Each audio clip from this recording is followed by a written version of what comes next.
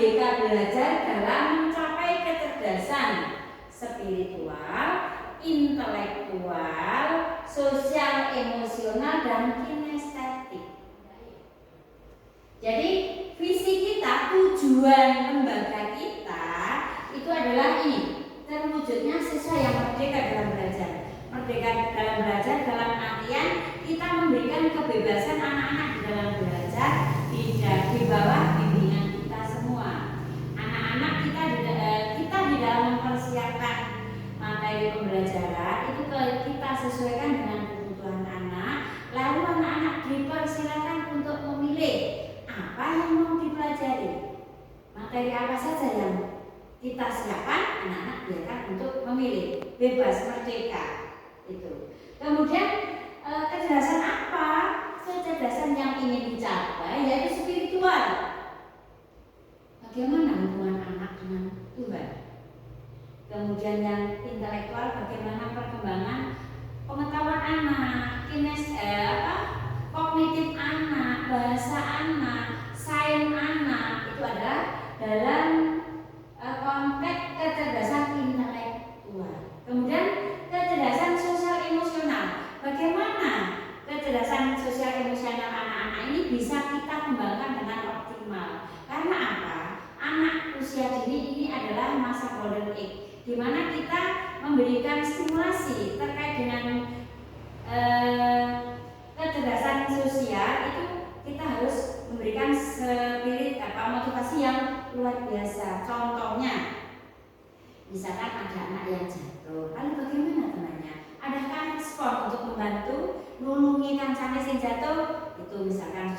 Lalu bagaimana membangun komunikasi antara anak dengan temannya, antara anak dengan gurunya, antara anak dengan orang tuanya? Ini adalah bentuk komunikasi sosial yang dibangun oleh anak dengan kita. Bagaimana membelajarkan kecerdasan sosial ini pada anak. Demikian juga emosi anak. Emosi anak itu banyak banget ya. Ada yang pemalu, ada yang suka menangis, ada yang suka euforia. Nah, ini adalah ciri-ciri emosi anak. Jadi ada yang takutnya luar biasa, ada yang berani, ada yang suka menangis. Nah, itu terkait dengan sosial emosional. Kemudian kecerdasan kinestetik. Ini adalah kita tanamkan kepada anak di mana agar anak-anak itu sehat badannya.